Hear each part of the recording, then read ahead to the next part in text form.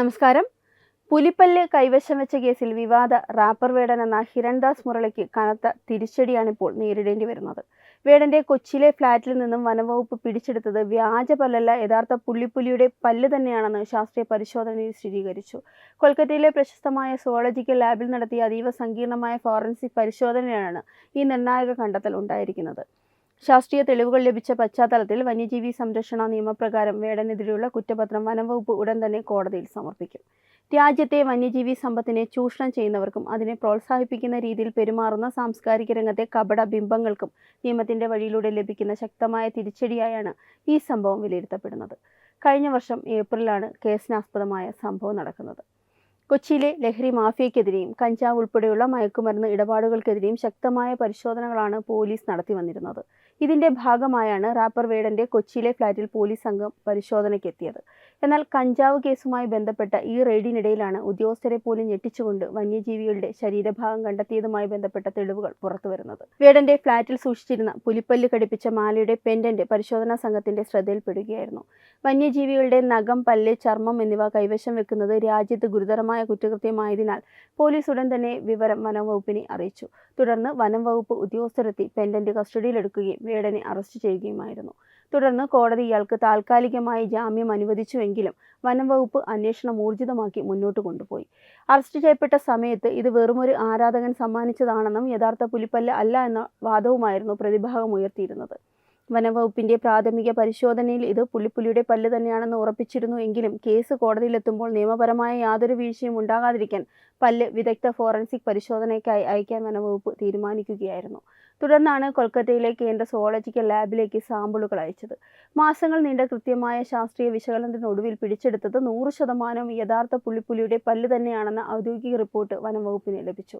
ഇതോടെ പ്രതിയുടെ എല്ലാ വാദങ്ങളും പൊളിയുകയും നിയമത്തിന് മുന്നിൽ കൃത്യമായി കുടുങ്ങുകയും ചെയ്യുന്ന സാഹചര്യമാണിപ്പോൾ സംജാതമായിരിക്കുന്നത്. ഭാരതത്തിന്റെ വന്യജീവി സംരക്ഷണ നിയമം അല്ലെങ്കിൽ വൈൽഡ് ലൈഫ് പ്രൊട്ടക്ഷൻ ആക്ട് അനുസരിച്ച് വന്യമൃഗങ്ങളെ വേട്ടയാടുന്നതും അവയുടെ ശരീരഭാഗങ്ങളായ നഖം, പല്ല്, കൊമ്പ്, ചർമ്മം തുടങ്ങിയവ കൈവശം വയ്ക്കുന്നതും വിൽപ്പന നടത്തുന്നതും ജാമ്യമില്ലാത്ത കടുത്ത കുറ്റകൃത്യങ്ങളാണ്. വന്യജീവികളുടെ അവശിഷ്ടങ്ങൾ ലൈസൻസോ കൃത്യമായ രേഖകളോ ഇല്ലാതെ കൈവശം വെക്കുന്നത് രാജ്യത്തിന്റെ പ്രകൃതിയോടും നിയമത്തോടുമുള്ള വെല്ലുവിളി കൂടിയാണ്. കുറ്റം തെളിയിക്കപ്പെട്ടാൽ 3 വർഷം വരെ കഠിന തടവും കനത്ത പിഴയും ലഭിക്കാവുന്ന വകുപ്പുകളാണ് വേടനെതിരെ ചുമത്തിയിരിക്കുന്നത്.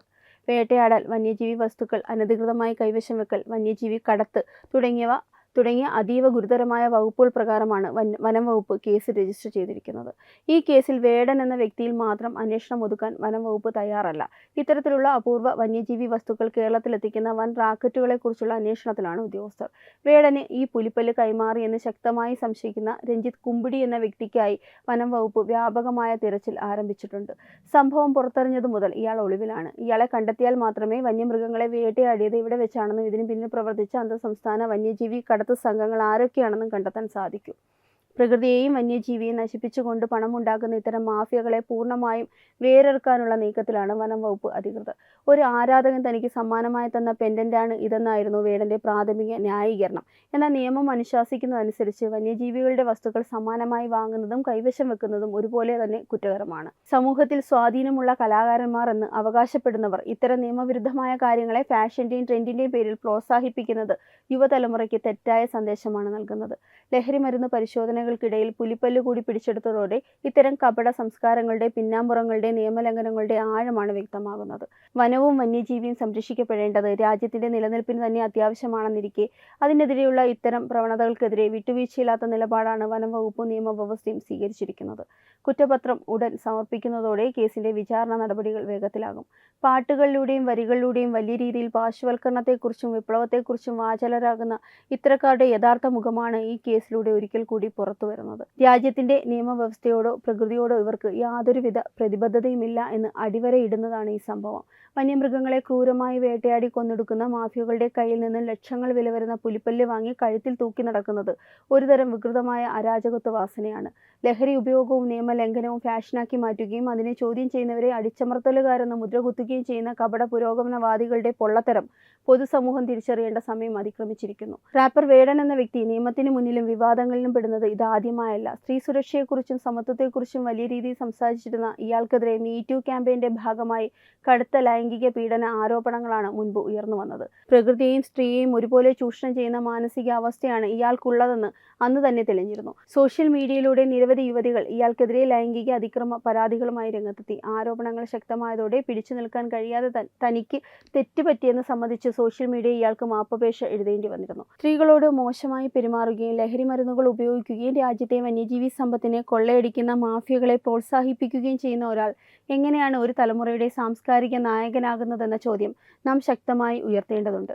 കുറ്റം തെളിയിക്കപ്പെട്ടാൽ 3 വർഷം വരെ കഠിന തടവും കനത്ത പിഴയും ലഭിക്കാവുന്ന വകുപ്പുകളാണ് വേടനെതിരെ ചുമത്തിയിരിക്കുന്നത്. വേട്ടയാടൽ, വന്യജീവി വസ്തുക്കൾ അനധികൃതമായി കൈവശം വെക്കൽ, വന്യജീവി കടത്ത് തുടങ്ങിയ അതീവ ഗുരുതരമായ വകുപ്പുകൾ പ്രകാരമാണ് വനംവകുപ്പ് കേസ് രജിസ്റ്റർ ചെയ്തിരിക്കുന്നത്. കഞ്ചാവ് കേസിൽ ജാമ്യം ലഭിച്ചതിന് തൊട്ടു പിന്നാലെ വനംവകുപ്പ് ഇദ്ദേഹത്തെ അറസ്റ്റ് ചെയ്തിരുന്നുവെങ്കിലും പിന്നീട് ഈ കേസിലും വേടന് ജാമ്യം ലഭിക്കുകയുണ്ടായി. 2022 ചെന്നൈയിലെ ഒരു സംഗീത പരിപാടിക്കിടെ രഞ്ജിത്ത് എന്ന ശ്രീലങ്കൻ വംശജനായ ആരാധകൻ തനിക്ക് സമ്മാനിച്ചതാണ് ഈ മാലയെന്നാണ് വേടൻ അന്വേഷണ സംഘത്തിന് നൽകിയ മൊഴി. സോഷ്യൽ മീഡിയ വഴിയാണ് ഇയാളുമായി പരിചയപ്പെട്ടതെന്നും വേടൻ വ്യക്തമാക്കിയിരുന്നു. എന്നാൽ ഇത്തരത്തിലുള്ള അപൂർവ വന്യജീവി വസ്തുക്കൾ കേരളത്തിലെത്തിക്കുന്ന വൻ അന്താരാഷ്ട്ര റാക്കറ്റുകളെക്കുറിച്ചുള്ള അന്വേഷണത്തിലാണ് ഉദ്യോഗസ്ഥർ. മൊഴിയുടെ അടിസ്ഥാനത്തിൽ പോലീസ് അന്വേഷണം നടത്തിയിരുന്നുവെങ്കിലും ഈ രഞ്ജിത്ത് എന്ന വ്യക്തിയെ കണ്ടെത്താൻ സാധിച്ചിട്ടില്ല. സംഭവം പുറത്തറിഞ്ഞതു മുതൽ ഇയാൾ ഒളിവിലുമാണ്.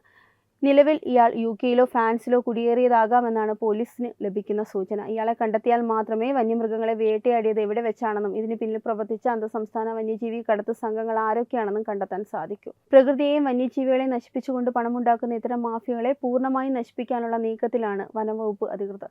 ആരാധകൻ തന്ന സമ്മാനമാണെന്ന് പറഞ്ഞ് ഒഴിഞ്ഞുമാറാൻ പ്രതിക്ക് സാധിക്കില്ല. കാരണം നിയമവിരുദ്ധമായ കാര്യങ്ങൾ സമ്മാനമായി വാങ്ങുന്നതും കൊടുക്കുന്നതും ഒരുപോലെ തന്നെ കുറ്റകരമാണ്. നമ്മുടെ കാടുകളും വന്യജീവികളും പ്രകൃതിയുടെ വലിയൊരു സമ്പത്താണ്. അതിനെ നശിപ്പിക്കുന്ന ഇത്തരം പ്രവണതകളെ ഗ്ലാമറസ് ചെയ്ത് കാണിക്കുന്ന കപട സിനിമ, സംഗീത സംസ്കാരങ്ങൾക്കെതിരെ സമൂഹം ജാഗ്രത പാലിക്കേണ്ടതുണ്ട്. ലഹരിമരുന്ന് പരിശോധനകൾക്കിടയിൽ പുലിപ്പല്ല് കൂടി പിടിച്ചെടുത്തതോടെ ഇത്തരം കരിനിഴലുകളുടെ ആഴമാണ് വ്യക്തമാകുന്നത്.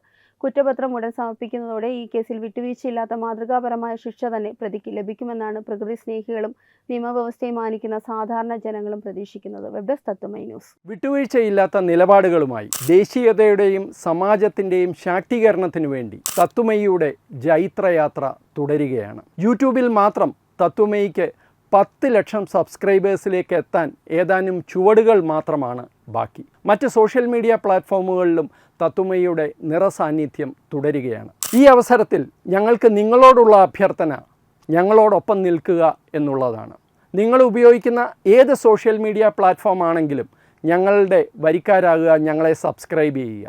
നിങ്ങളുടെ സുഹൃത്തുക്കളിലേക്ക് തത്വമയിയുടെ ഈ സന്ദേശം പ്രചരിപ്പിക്കുക. ഞങ്ങളോടൊപ്പം നിൽക്കൂ, രാഷ്ട്രത്തോടൊപ്പം നിൽക്കൂ, ദേശീയതയ്ക്കൊപ്പം സഞ്ചരിക്കൂ.